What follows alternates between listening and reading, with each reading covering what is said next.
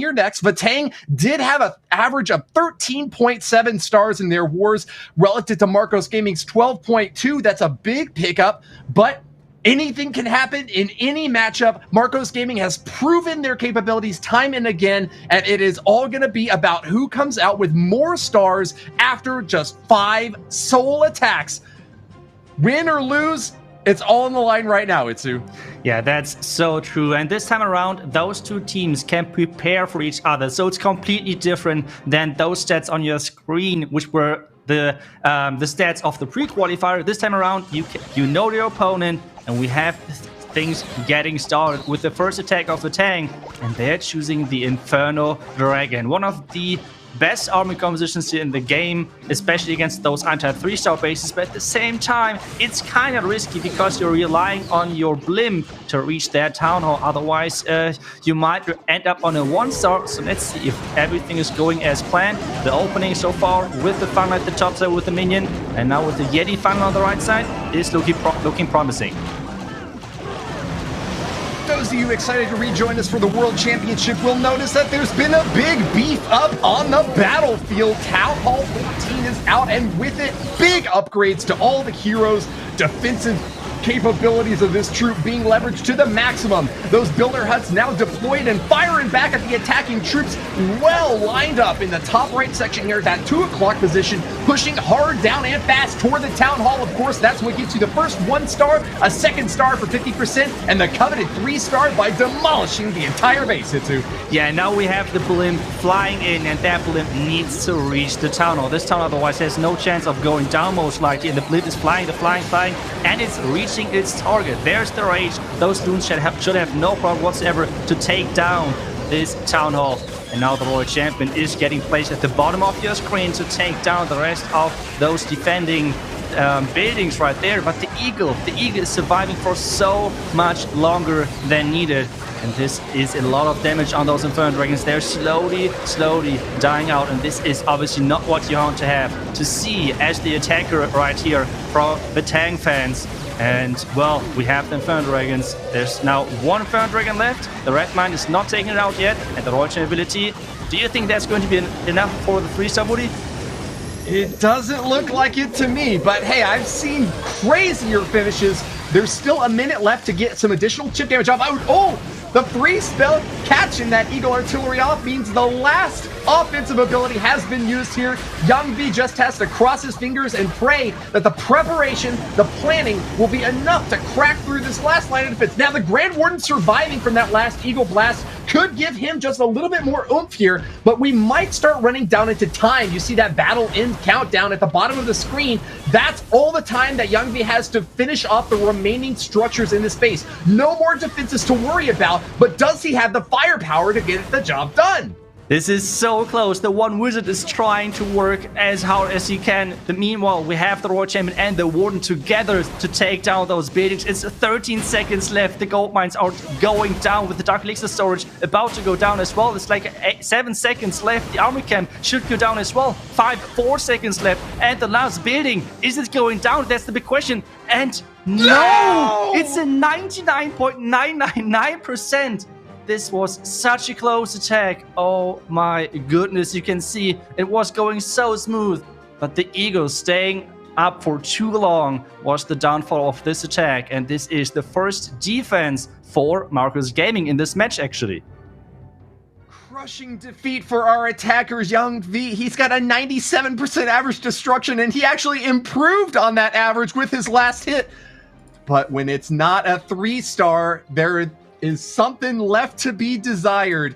Just a shred of a second separated him from ultimate glory and a disappointing finish. Now, we gotta say, a 2-star 99% is the best you could do short of that triple, but that means that there's now an opportunity by 11 from Marcos Gaming to move in and claim the dominant spot in this matchup.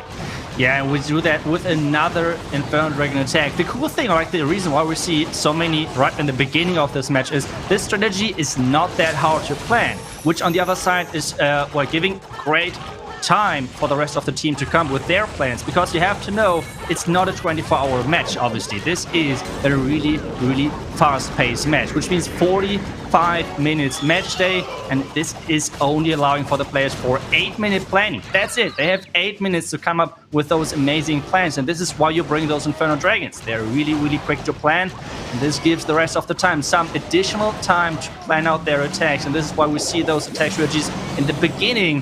We see the lightning's coming down for the sweeper, and now it's all about, yet again, for the wave of Inferno Dragons, just completely wrecking this base. We have the king and the queen is getting sent in as... No, the queen already took down the town hall. I'm sorry. The king at the top side to push everything inside. And now, as soon as the town hall, the clan castle has been taken down, we have the royal champion. It's going to come in a bit later. Right, you are, Itsu, and that early stab out on the 3 o'clock position, taking down that Town Hall really lets you breathe a sigh of relief and just focus on maximizing damage toward the end here. We have seen some occasional mistakes, missteps leaving that Town Hall up, and that is not something 11 wants to have to worry about.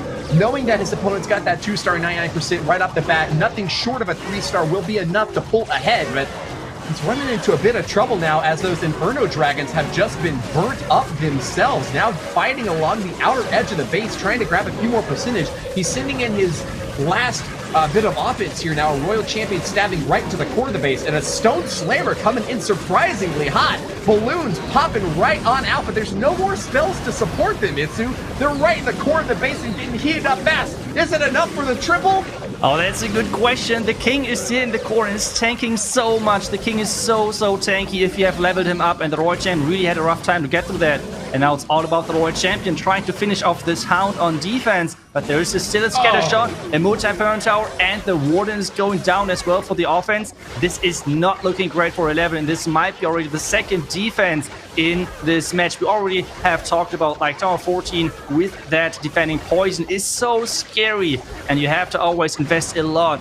On this one, it was the most important attacking tool, which is the queen, the most important troop in your army composition. He had to trade her with that town hall, and this was not enough power for the back end. This looks like another defense in this match, and this is not the highest percentage either. So far, after one attack each, we have the Vatang side with a really small lead, and we can see how the core was just too strong with this multi-Inferno Tower. And that multi-Inferno Towers, they are really strong against those Inferno Dragons. And we saw that right there, Woody. Heavy investment with the Queen sacrifice early on to grab that Town Hall, and it turned out that it was the defending troops and not the buildings that wound up gaining 11 much more trouble than he was expecting, it seemed. Gobbling up his Royal Champion and then Lava Hound popping out and distracting the rest of the attackers. That's going to be a big advantage now for Vatang. They've held on to their lead with a respectable average destruction advantage there, 99% to 85%. So that is definitely something that you could see Marcos Gaming being able to make up in the long run, but for now, Vatang are in the driver's seat, and it's Lanslada to make the next strike. He is also one of the highest hit rate attackers for Vatang, picked up 5 3-star strikes out of the 6 attacks in the pre-qualifier matches, so expecting great things out of him despite the difficulty of these strong bases set up now. We're actually watching a Queen walk along the outer edge, supported by a Unicorn, popping her off with a little bit of healing power there and some healers to back her up. She is going places, Itsu.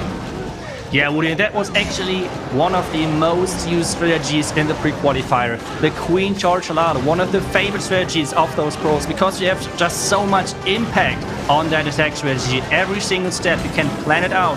And if you actually plan the attack right, you can see already in the beginning pretty much if this is going to be a 3-star. Additional, a note, as this opening is already like slowly heating up, then Sloda really high up there in Legends League, and you can see that with most of those players in this qualifier being really strong in this Legend League, and it's so important to just stay fresh and always train your attacking skills, and that's what he is doing. And the Queen Charge slowly is getting deeper inside the space. He has a jump spell to get access to this multi-Inferno Tower. And let's see where exactly this jump spell is going to go down. Right in between of the Inferno Tower and the Eagle. And he wants to go all the way into the Eagle compartment. And now he's just deciding, hey, the Town Hall, last building, I'm going all the way, Woody. No risk whatsoever. Big investment with his Queen Charge straight to the core. You saw he dropped a poison spell for those defending CC troops, but it was a little bit early, and those pups were so much of a problem for this Queen to have to get through. She isn't going at all for that Town Hall, like you mentioned there, Itsu, and that's going to require Lancelot to invest that blimp, going straight for it to ensure that that first star gets secured. Pop the Eternal Tome from that Warden, and on the bottom right-hand corner, a big army is still collapsing on the rest of the space. But the big problem with those long Queen Charge attacks is that they take so much time. Only 50 seconds left to try to secure the 3-star or get as much damage done as possible. He still has a big compartment on the left side with Teslas ready to zap through anything that comes nearby. Yeah, but the power of this army composition on the back is just incredible. He has 1 freeze left. Yes, the Royal Champion still left. Lassie went down, but still, that's totally alright. With that freeze now, the Royal Champion should win that 1 versus 1 against the enemy Warden, the defending Warden. And you can see this insane Loon Parade making its way into the Tesla farm. And this should be the first 3-star of this match, of these pre-qualifier. We have the last Tesla going down. The Elixir Storage is going down as well. And this is the 3-star for Lance Loader. And Vatang is pushing ahead for now. And that was a beauty of an attack, even though the Queen did not get through the core of this base. Even soaking red air bombs and Tesla zapping through that balloon parade. Lancelot with an overwhelming victory grabs the very first 3-star of this Clash of Clans World Championship season. Congratulations to Vatang, now firmly in the lead with not just that percentage advantage, but picking up a triple. This is going to demand a big response from Marcos Gaming. Even a 3-star from them would not be enough to pull it back in. But don't forget, they picked up the win over Vatang in the pre-qualifier. Vatang, now knowing that they cannot underestimate their opponent, have really put as much pressure as they can handle on the battlefield. The eyes of Goresh are upon you as he marches toward the battlefield, ready to show us what he's got.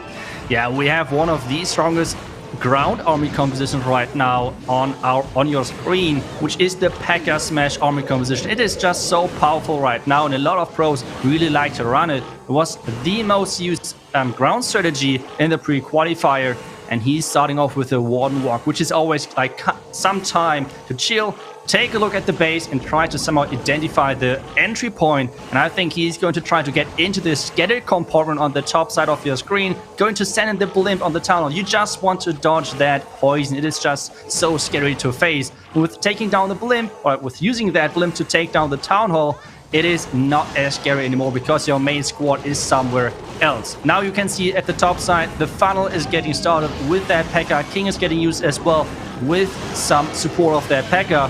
And now the rest of those Pekka are going to get into that compartment. Super Wizards in behind, and that blimp should be placed any second now to take down this town hall and make sure that the 2nd star is secure. Bit of a slow start here, but let's give him a shot. Goresh did actually have the lowest average destruction of any member of his team at just 89.6%. He has got something to prove here. He definitely loves strategic games, though. That's why he told us he got involved in Clash of Clans, because he loves showing his abilities off on the main stage. There's definitely got to be a lot of nerves for this champion, though. Making his way toward the town hall, he'll get some early hits off there, but the builders are starting to try to repair it. It might have a bit of difficulty. It does go down, though, the 1st-star claim. And with the Giga Bomb and Poison going off right afterwards, there's no more attacking troops on the left side of the field. But with the 2-star secured, Goresh is going to be doing as much damage as he can along the outer edges, pushing down to the bottom side of the base. But 3 stars seems like a bit tall order, if you ask me, Itsu. Yeah, it's all about now how quick can he take down this enemy king. The Royal Champion can one-shot those back-end Teslas, so even though it seems to be a lot on the back end, this can be totally alright as long as the enemy king is going down quickly, and that's exactly what just happened. We have the king with the healers on the outside. The Royal Champion is taking down the multi-inferno tower, and now it's all about time, because 40 seconds is left, and this is not left of this base. Royal Champion ability now is getting used. As I said, the Tesla are going down with that Royal Champion ability, and we have the Pekka and the Wizards trying to support the king, the main squad. But is this still enough to take down the base, Woody? What do you think? It just might be it. You know, I called it a tall order, but he might be up to the task.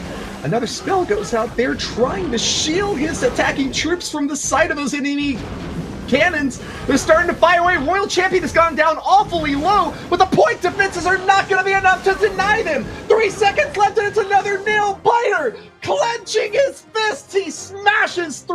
but cannot get the triple. A 98% 2-star for Goresh, and once again, we are seeing just how close the margin of victory is for these 3-star hits, how time is never on your side as an attacker, and you always must strike first, strike hard, and show no mercy if you want to slither away with a triple. Yeah, so far really unfortunate starting for Marcus Gaming. They had so close attack so far.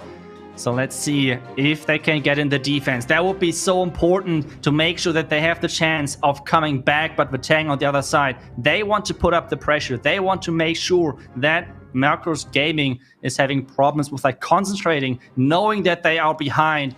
And now it's up to the team captain, CDR, and he is coming in with yet again another Queen Charge Lalo. As we said already, one of the most favorite attack strategies of those pros.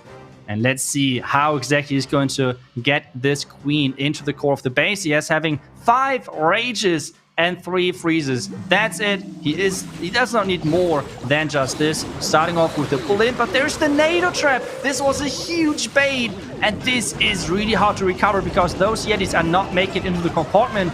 And there's the entire Tesla farm. He's trying to push those Yetis back, but this won't work. And now there is the multi-inferno tower staying up, and this is not how he was hoping for things happening. And now he needs to place the healers soon, otherwise the queen is going to die. Healers are getting placed. And now it's all about raging this queen and the healers up and make sure that she's staying alive. Take down the enemy queen, freezing the enemy queen, but the queen ability has to be used as well, so a lot of investment already. And he needs to use the Royal Champion most likely to take down this enemy defending multi-inferno tower. Otherwise, the queen cannot reach it, and those healers are not going to have a great day entering into this attack. Woody, what do you think of this attack so far? This is a nightmare scenario for CDR, facing off against trap after trap, having to drop so many spells, and he's not even on the inside of the base yet. But if anyone can cope with this, it is this man, the captain of the Vatang squad, with a 99.5% average destruction, 5 3-star strikes out of 6 hits so far, but he's lost his queen. Yeah. What can you do at this point, Itsu? It's a really hard time to come back from. I mean, it's a queen charge Lalo. There's like, typically what you're doing is queen charging the entire base and then putting up a clean up Lalo. The reason for this is Lalo is the quickest army composition pretty much in the game, and the town needs to go down. Otherwise, there's a huge problem. The town is going down. And now it's all about saving those percentages. They had the lead, but this was exactly what needed to happen for Marcus Gaming. They needed that defense. And now he's trying to circle the base. He's not even trying to get deep into the core of the base because the percentages are on the outside of this base. So he tries to send in those loons groups from the outside to pick off some more percentages, because this is all about what he can do at this point. And raising everything up, trying to collect some more buildings.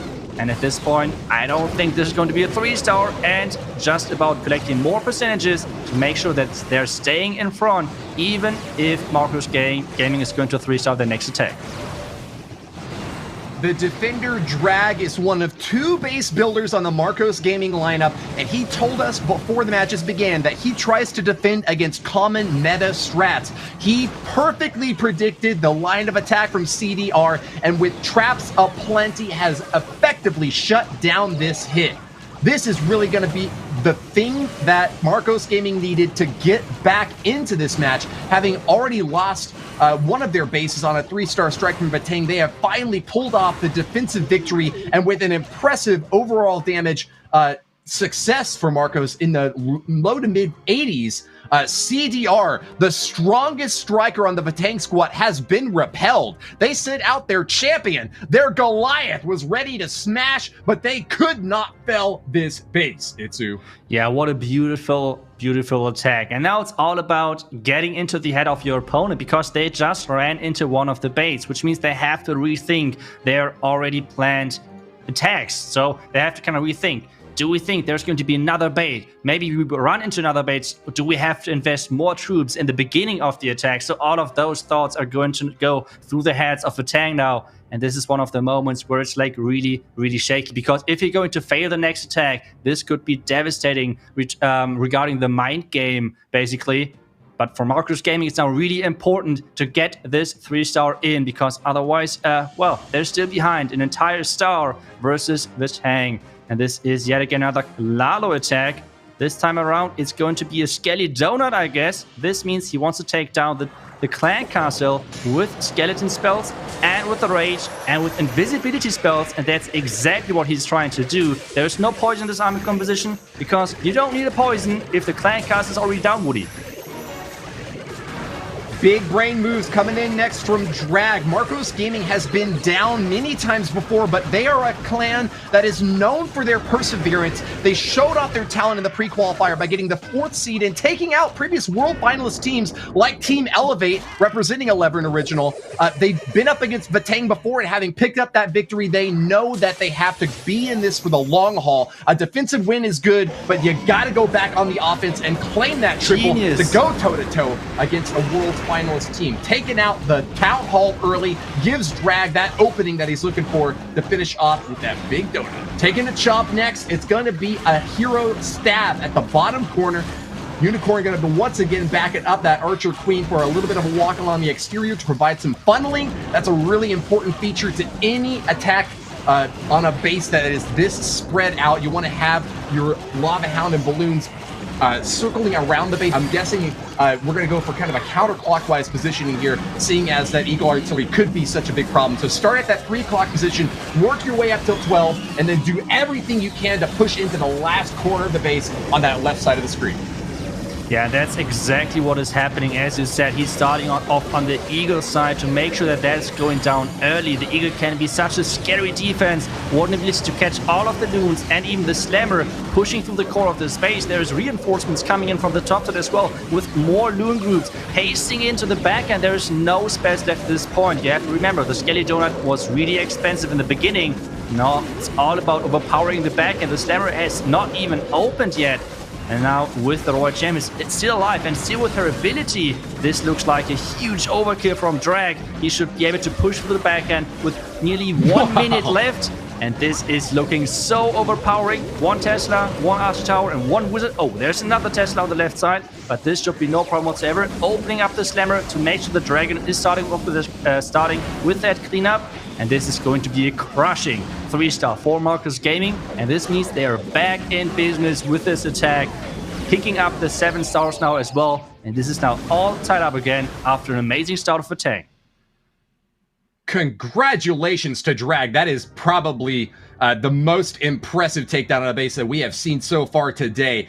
High potential for an MVP award, despite having only picked up 41% hit rate in the pre-qualifiers. He has shown up in style today when it matters most for his squad. And just like you said, too, having it all tied up means that it's all down to the last 2 attackers for each clans. That replay giving you another juicy look at the cleanup from that attack. I gotta say, I was really impressed by how the Stone Slammer collapsed into the final edge of that base, with balloons still out in front to soak those seeking air mines, popping that Stone Slammer right when he knew that he could get a little bit more damage per second out of those troops, just to close that time differential as much as possible. With a 95% average destruction, Marcos Gaming has not only tied up the star total, but is ahead on the tiebreaker. The fire is really to Vatang's feet now to try to claim that lead again. Yeah, now we're seeing a strategy which was actually one of the, got hit the hardest, I would say, for Town Hall 14. The Super Witches, they were just so strong on Town Hall 13, but got really hit hard by this Town Hall Poison. They have one of the lowest hit rates right now in the game for those strategies. So it's really interesting to see Div choosing this strategy to get into that base, doing a really great funnel at the beginning with that Warden. Now the Super Witches are getting sent into that base. He wants to push through, and then yet again we're seeing those blimps always for the tunnel. I think this is exactly what he's going for. Yet again with this one, the super giant skeletons are going in front with the witches following, and this means we have a lot of damage, maybe even the Warden ability soon. And there it is, blocking the Eagle shots, getting into the enemy king, and even deeper inside the base. But the king is not doing what he was supposed to do, and is not taking down the scatter shot, Woody. Yeah, big miss there. The Yak is going to soak a few of those shots, but it is already starting to retarget onto the main force of the raid, firing away at those Super Witches, earning quite a bit of splash damage. That's going to require Diff to drop that Royal Champion just to go at that bottom compartment, stabbing through. That was his plan B, and it looks like it is going to go through without much difficulty. Triggered some skeleton traps there, but that's not going to be enough to stop the Royal Champion. Spear in hand, she throws it directly into the heart of the space, and it's going to be supporting the battle blimp now, going straight for that Town Hall out on the left. You see that the engagement has begun, and the Town Hall has taken massive damage from those sneaky goblins firing away at that building. Since it is considered a storage, that is going to be bonus damage on top, and the second star has been claimed, but the main attack now is starting to wither away as bats are going to be the last big thrust into the top corner, taking out some structures and spreading out now. They are not great at all against splash damaged structures, and I still see two big wizard towers facing them down over on the left compartment there, Itsu.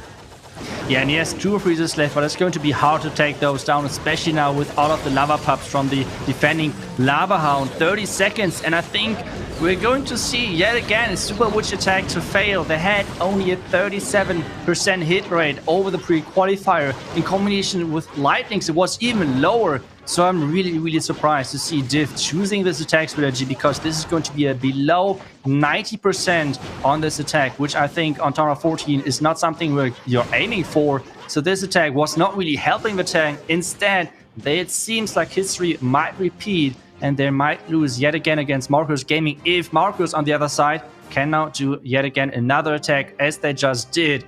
And then we can see the problem in that core. There was just so much damage, so many giant bombs, then the multi-inferno towers, and the 2 ground expos from the tunnel comporting shooting non-stop. And the Royal Champion being stuck on that Lava Hound. All of this together was not a good combination. And this is giving a great defense for the Marcos Gaming side. Even though he tried to save this with the bats, but it was just not enough to make this work, Woody.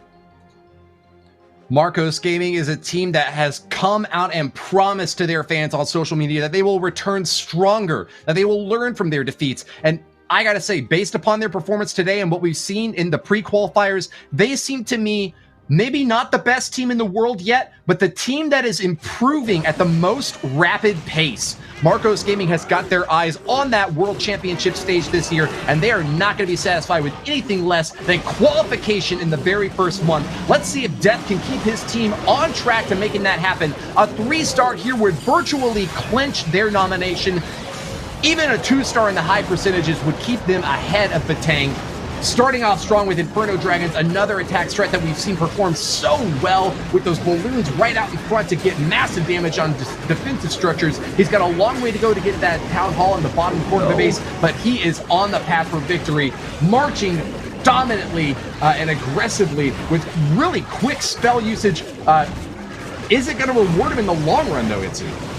Yeah, not really sure, but the clan cast was just really genius. That's actually a Legend League clan cast, which is kind of popular, especially built against like Inferno Dragons or Electro Dragons. And this is like a mass archer and maybe a witch clan cast, because all of those different troops, you cannot catch all of them at one point in that poison. Now we see a really unusual siege machine. The battle ram is getting used to take down the Town Hall. The Queen at the same time is taken down by the poison.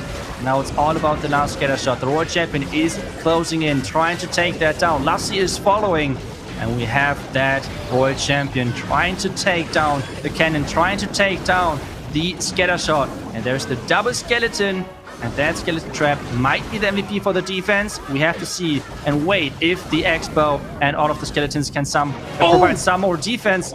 And now the freeze. Can the Royal Champion stay alive, Woody? What do you think? I think she might just have it. She's got quite a few hit points, big DPS. She's right on top of her 2 targets, firing away at the Expo, finish off the cannon. Oh. That's the last line of defense. It's down. Oh, so my she has goodness. just a shred of health left.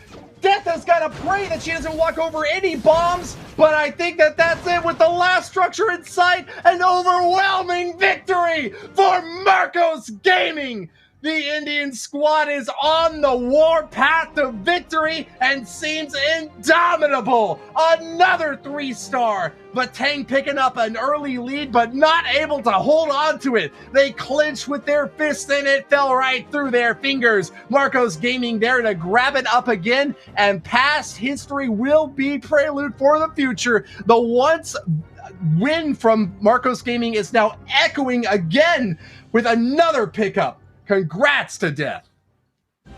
I think we have already seen now the closest defense yet with like a 99.999%. And now the closest 3-star at the same time as well, with the Royal Champion surviving just with that little bit of HP. And we can see the pet combination, which we just saw in the attack as well, with the King and the Yak, the Unicorn and the Queen.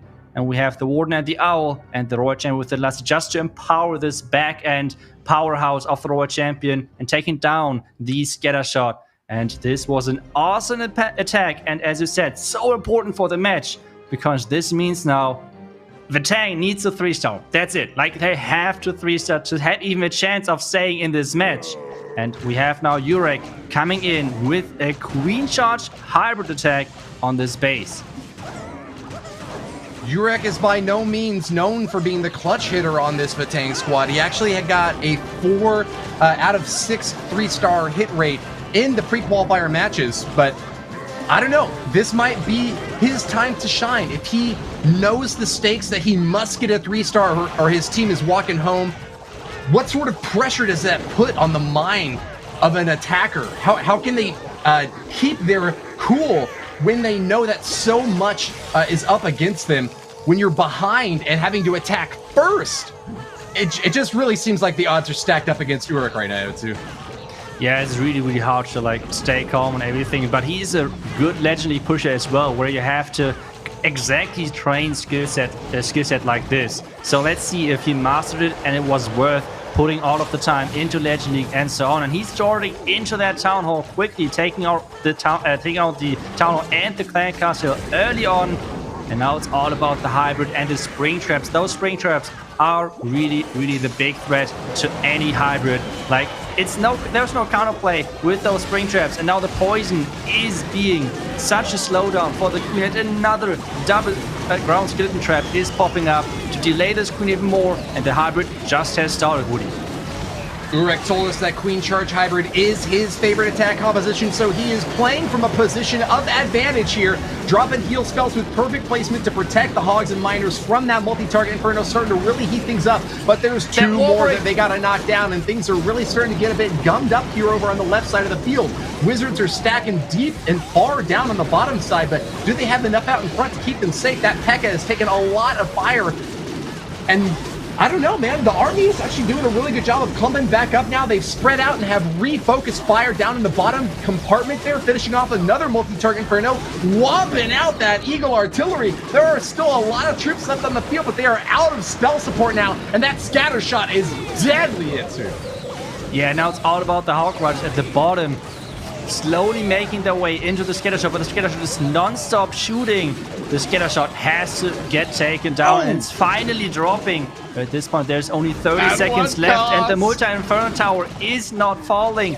And this is not looking good for Urek. This is not looking good for Vatang, with the last defenses still staying up, and the base building team of Marcus Gaming did such an amazing job so far. It seems like the miners and everything tried to push through. Maybe the Warden and the Owl can finish this. Their defense is taking on that Owl.